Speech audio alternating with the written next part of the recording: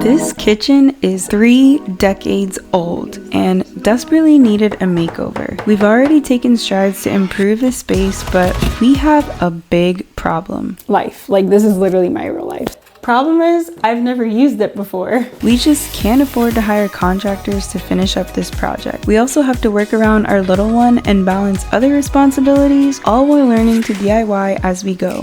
What is she doing? But we're determined to push past our limitations and create a home we love with our own hands. So join me on our journey of making our house a home little by little. Good morning, guys. It is a brand new day. It's been a few days since I last worked on the kitchen. I replaced the bottom strip of cove molding in the window with some wood instead of PVC cove molding. I'm actually going to replace the rest of the PVC cove molding with all wood. I'm going to just do it the right way. I don't want to have to come back to this kitchen and do anything unless it's the flooring. Let's get to this window. So of course, got to bring out my little friend over here, my multi-tool. We're actually getting along lately. I like this guy.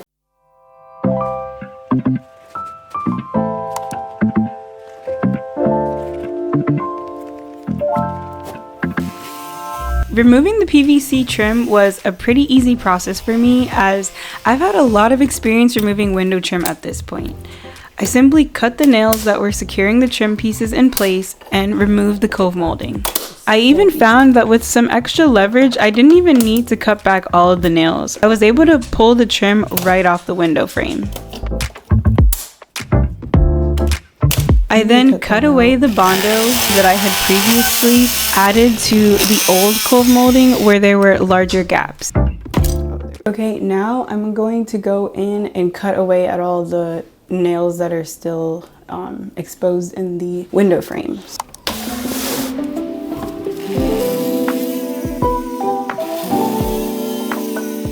Once I removed all of the trim, there were exposed nails left behind. All I needed to do was use my multi-tool to cut them flush with the window frame, and we were good to go.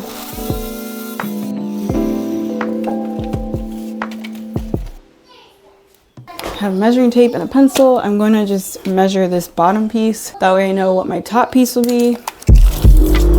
Next, I needed to take some measurements for the new cove molding that I was getting ready to install. I'm going to cut an angle in at the very bottom of this piece first, and then measure for my other angle. I don't know if this makes sense to you guys right now, but it will in a second.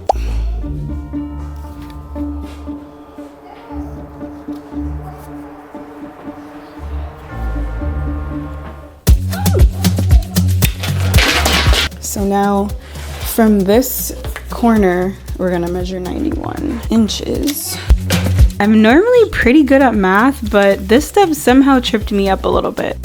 Did I say 91? I meant 91 centimeters. I'm like, there's no way that was 91 inches.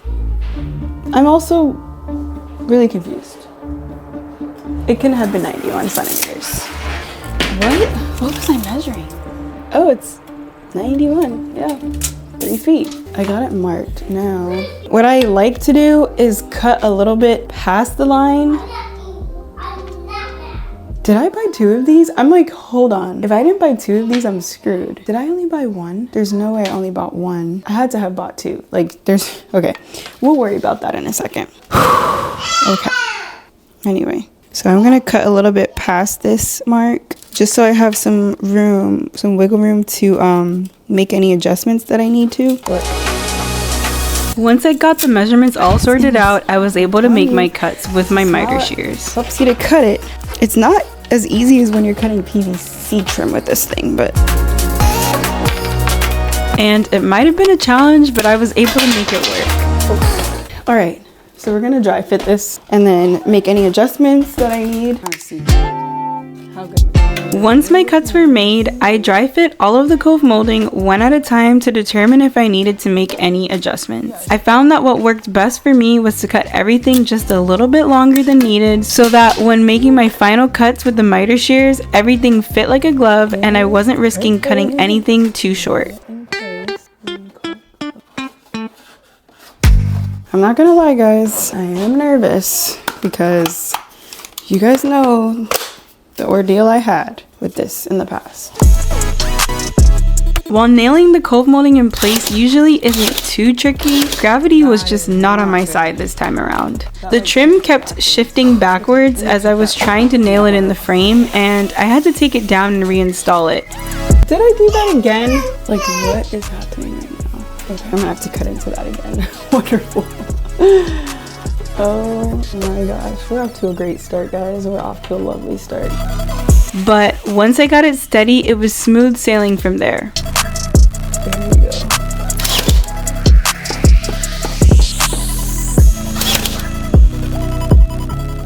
Okay guys, now I'm gonna measure for one of my side pieces. I do need to figure out if I bought 2 of these. I think I did, but now I'm just like, did I? You know? We're about to find out. Alrighty. 30. It's in the teeth. I'm telling you. Zero's nothing. This is a dry fit. That bottom corner is like literally perfect. Once I installed the top piece of trim on the window frame, it was time to move on to installing the side pieces. I followed the same steps to get the side pieces installed, and while I wasn't very fond of cutting cove molding, things were starting to look up for me. I figured out a method that seemed to really work for me despite the issues I had with it in the past. And I also got a bit creative when met with imperfections and was really happy with the progress I was making after all that I've been through with this window. Maybe I can like cut a sliver of this and fit it in there. Guys, I'm really annoyed right now. I did have enough to complete the window. I only needed to buy one more because I pre-cut one for the top the other day and I put it in the corner where the pantry cabinet is. And this whole time I thought, oh no, that's not the trim, like it's not the trim. Well, look at this, guys, look at this. It fits, it's the exact size I needed. But guess what? I need a piece for the side. And the side, it's bigger than the top and bottom. You see that? See that, guys? There was a gap. I have to go back to the store and get more. I love wasting money, don't you? It's gonna be a good day. We're gonna get everything done. Everything's gonna be great and it's gonna come out great and all of that. I'm thinking instead of going back to Lowe's just to get a piece of trim and I have to get a paintbrush, I can probably work on getting the cuts for my open shelving done in the garage so that at least it's like one step closer to that being done. Okay guys, I'm back to the pantry corner and I have this paper bag that I cut into like a big piece of paper and I'm gonna lay it against the shelf brackets and trace exactly where everything would line up so that way I have an accurate reading of what my cut should be. Hopefully this works. I don't know what made me want to do this, but I feel like it's gonna work, so.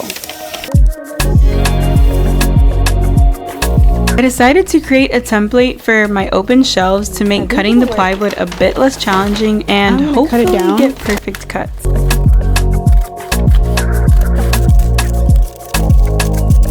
To do this, I traced out the exact shape of my shelf brackets onto a piece of a paper bag to account for the wall possibly not being completely straight, as this is to be expected in almost any home. But I did run into a bit of an issue when trying to create this template, as the paper bag was pretty flimsy and harder to work with than I thought.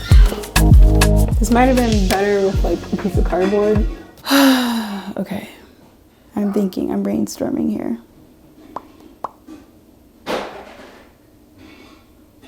I guess one thing I could do is just cut the actual measurements of the shelf, but do like maybe a centimeter over it and then make sure that everything is plumb to the wall, trace it from the front underneath the plywood, and then trim out any excess. I think that's what I'll do. Next, I needed to mark the cuts on my sheet of plywood, but I don't have a fancy workshop at my disposal just yet. And one day I would love to have one, but for now I'm using my messy garage and a plastic folding table that has paint from previous projects all over it. I probably should be putting my gloves on. Kind of like the side better. Ooh. This is a clamp and cut edge guide. I bought this clamp and edge guide from Harbor Freight to help me keep the sheet of plywood steady as I make my cuts, as I don't have a table saw just yet. I have my jigsaw here, Problem is, I've never used it before. I've used a circular saw, and that's really what I want to use because it's a lot easier in my opinion. I just, you know, I know how to use it. I'm comfortable, familiar. But this jigsaw also gives me mitered cuts, like I can miter it. And so if I can do like 45-degree angles on it, it would be perfect because then I can miter these in case I end up not liking the fluted thing. When DIYing on a budget, you start to get really great at improvising, and that's just what I was doing when I decided to use a piece of flat trim that I had laying around as a straight edge for drawing out all the lines on my plywood sheet. I'm gonna go look up a video on how to use this jigsaw. This happened to be a great time to head to the hardware store to buy that paintbrush and the last piece of cove molding that I needed. I always feel so awkward when filming in public, especially when the aisles aren't completely empty and I get caught filming. But I got what I needed and headed straight home. Okay guys, I went to Lowe's, got the last piece of cove molding, cut it, and I installed it. So I'm gonna use some plastic wood to fill those gaps.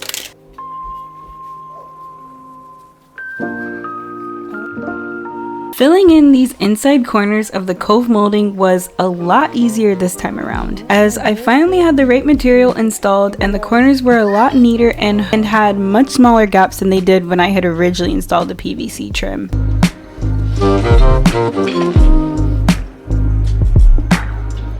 This window was finally coming together and I was so looking forward to seeing the end result. Guys, I am in the garage. I have my setup here. I'm gonna try to use the circular saw first, and then if it doesn't go well, I'll use a jigsaw. But I found the jigsaw blades, so now I'm kind of like, maybe I should use the jigsaw. We're gonna see. And then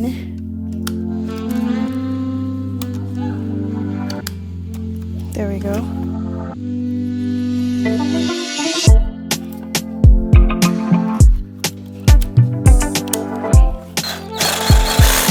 Guys, I'm so nervous. Oh my gosh.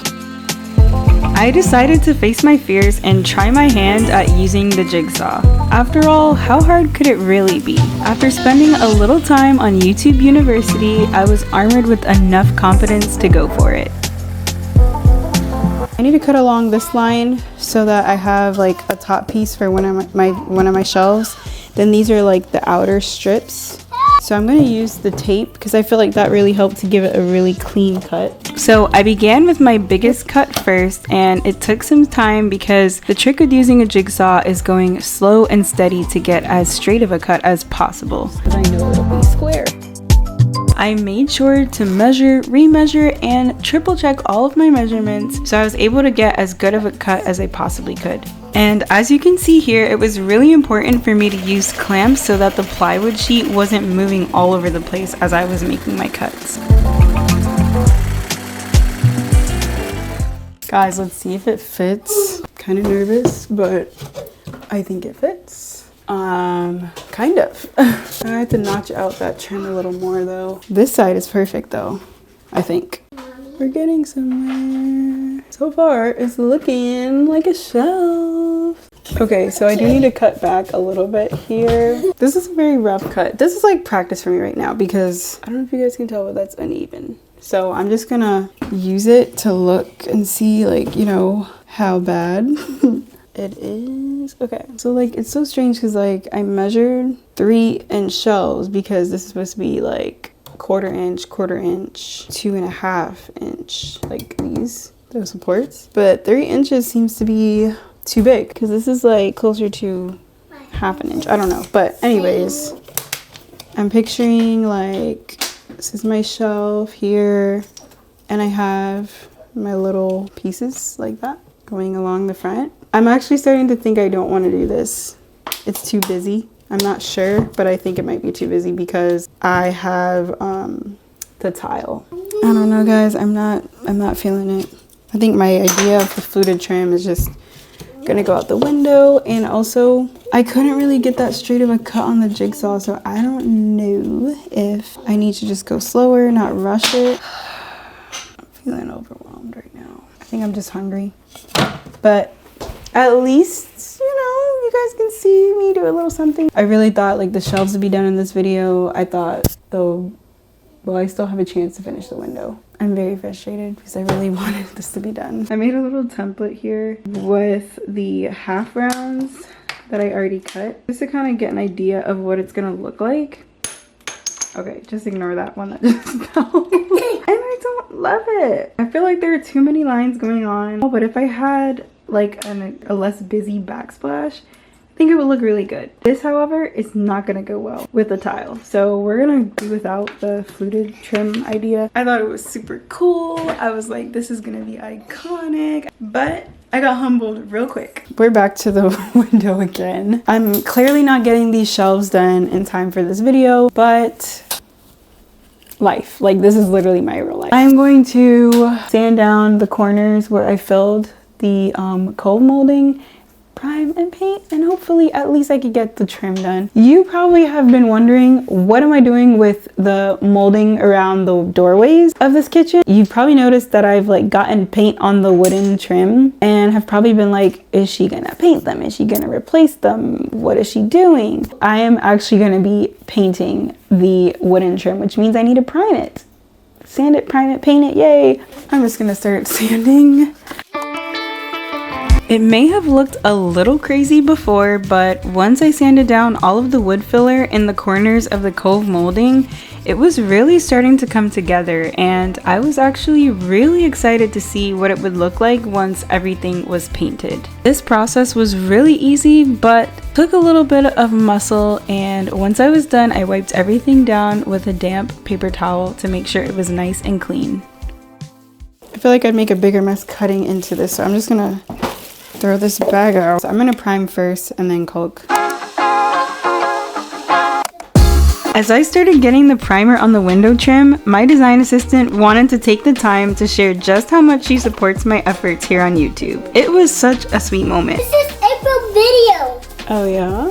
Yeah, it said April video. Are you my #1 supporter? Yeah, of course the name is April video. It's April Makes Home. Oh. That's my YouTube channel. April Makes Home. I love you. Oh. I'm starting to think it might have been a cover-up though, because I later found out that she was texting on the job shortly after. Either way, I'm grateful to have her as part of our team. With just the primer on all of the trim around the window, it was already looking so much better than it did before. It was time to move on to the doorway trim, and I started off by scuff standing everything and wiping it down in preparation for primer and paint. Once everything was prepped and ready to go, I got my first coat of primer on the trim so that my paint would better adhere to the doorway and be much longer lasting. With just one coat of primer, the doorways were looking all shiny and new and definitely breathed new life into this kitchen. It's crazy what just a small change can make to a space. I definitely made the right call painting the rest of the trim because the kitchen no longer looks as small and closed off as it did before. I still have this piece of baseboard to prime, so I'm gonna prime this now. Once I finished priming the doorways, I moved on to priming the old wooden baseboards that were pre-existing instead of replacing them. This was a great way to save some extra money. Good morning, guys. I have my paint clothes on. We are tackling paint today. I'm gonna caulk the new cove molding that I installed so that I can start painting that. Let's get to it. Let's get to it.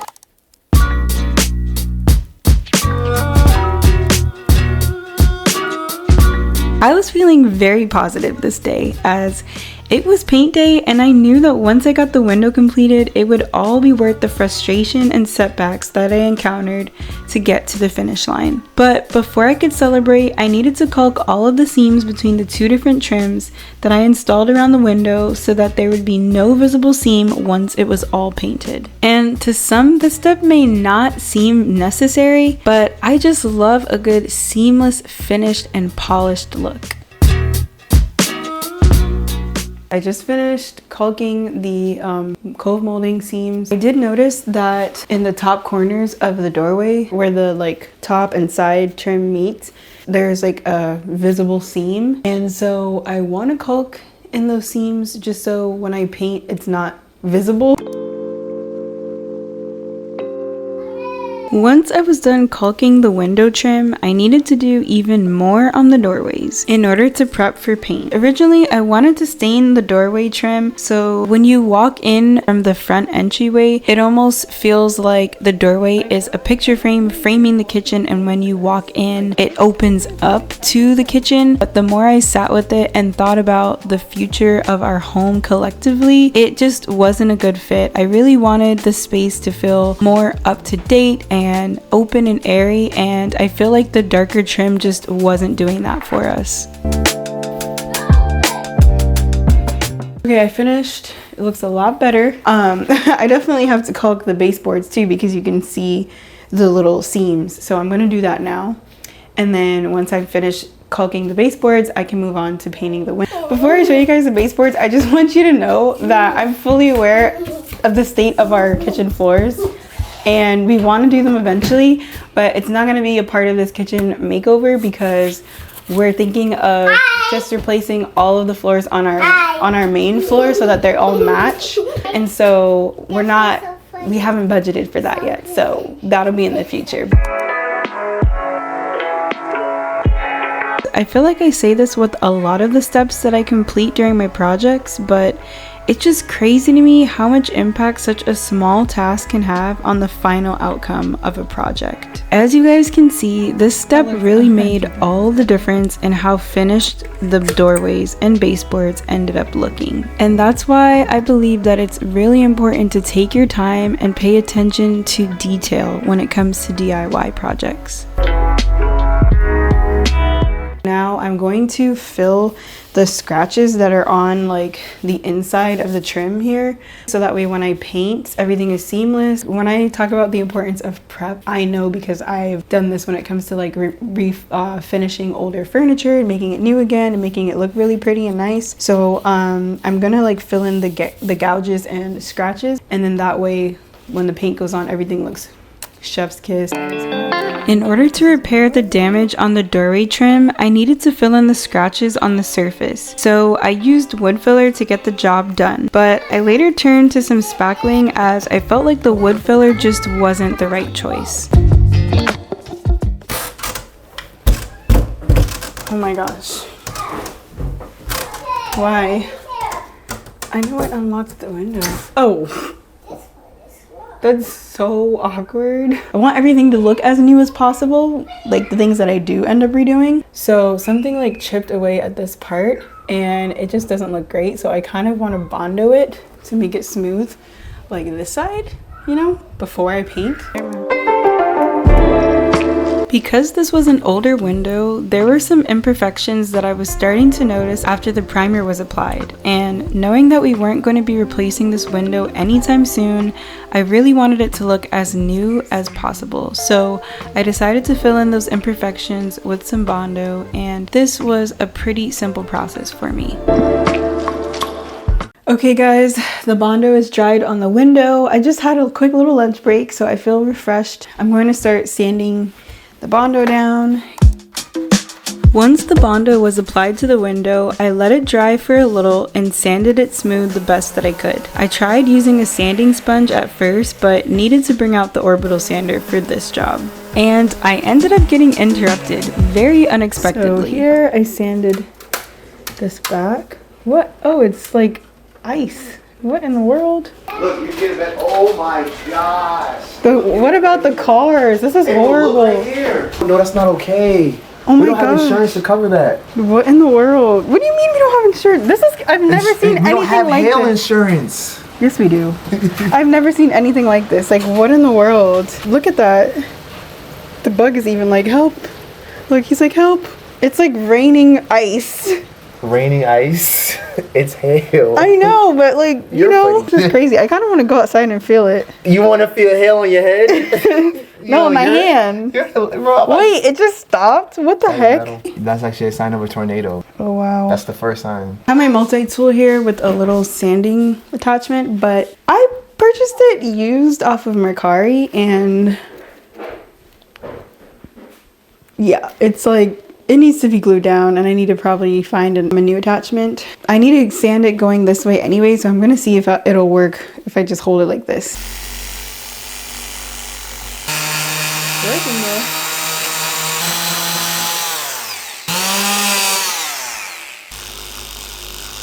Okay, there are like pieces literally falling off of this thing. After all of the prep work, I was finally able to get some actual paint on the window, and it was such a relieving feeling. I made sure to move the window up and down as I painted to avoid creating more issues down the road and painting the window shut. I just finished painting the first coat of white paint on the window. Once I finished painting the window, I moved on to the doorway trim, and I painted all of the trim the same color, which is Simply White by Benjamin Moore. This is the color that I have on all of the kitchen walls, and it's a beautiful creamy white that doesn't pull too warm or too cool. As I was completing my paint job, my design assistant decided to offer her help, and she proved to be way more efficient than I was. Yeah, but sure. Okay,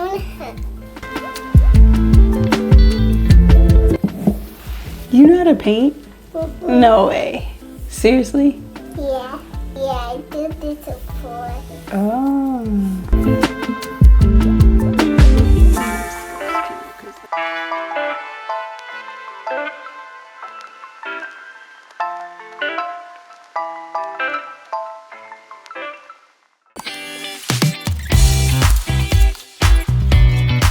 Once the first coat of paint dried on the window and all of the trim, I finished up the last 2 coats of paint and called it done. I was so happy to be coming up on the end of this part of the kitchen makeover. But there was one more thing I needed to paint before I can rinse my paintbrushes and put my paint buckets away. Okay guys, I just finished all the coats of paint. I ended up doing 3 coats of paint on the doorways, and then the window I did 2 coats of paint. I'm gonna move to finishing the window trim so we can just be done with it. I want to be done with the window trim, guys. I do. Like, honestly, I can happy heart away with this. You might be wondering why I painted the window separate from the window trim, and that's because, well, give me a second. Ow. Ow. Oh my gosh, what was I thinking? Okay. Okay. I might need your help. Can you open this window all the way for me, please? I'm gonna see you. Oh, nice. Could have warned me. Oh, I was gonna warn you and then I forgot. Sorry, I was just staring at you. All the way, as much as it'll go. That's good. I painted the window separate from the window trim because I decided to match the window trim to my cabinet color. So while I painted the window itself Simply White by Benjamin Moore, I painted the trim surrounding it Natural Cream by Sharon Williams, and it created a subtle yet beautiful contrast. So guys, I turned the breaker off. There's no overhead light in the kitchen because I wanted to install the light fixture above the kitchen windows.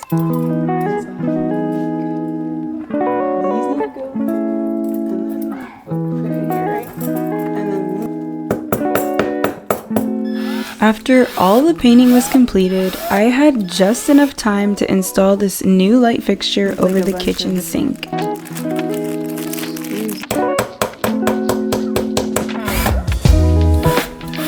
And since I've installed my fair share of light fixtures over some time and felt pretty confident installing this one, this was a pretty simple step for me.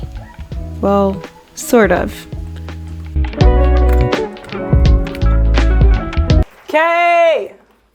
Come here! I'm asking for a raise. You don't get a raise. I go You're work not for allowed somebody to. else. You're not allowed to quit. You're under contract. I can fire you though, but I'm not going Go to. find my lawyer. I am your lawyer. Okay, here's the true test, guys. And we have light. It's so yellow, but at night is like the only time I plan on using it, and I actually kind of like it. Like once it's dark and like all the lights are off, it'll be kind of a mood in here. Like vibe. Like look at that. There's a whole other piece of this light that needs to be installed. You don't like the yellow, huh? I'm not a fan of the yellow. I think at night it's gonna look cute. Like when all the lights are off, light off. While I wasn't sure if I made the right decision when ordering this light almost an entire year ago, I was so happy once it was up. After all of the hard work that we've put into getting this kitchen to where it is now, I can't help but to be so grateful and proud of how far we've come and how much I have learned along the way. While this kitchen makeover has been a labor of love, it's in these moments that I realize just how much progress we've made. Oh, what do you think about the light fixture? Why you put me in the spot? The fixture looks good actually though. You like it, right? You did a good job, yeah. Thanks, boo. You're just not sure about the color of the light, the actual light bulb. Yeah. Okay. I'm vibing with it.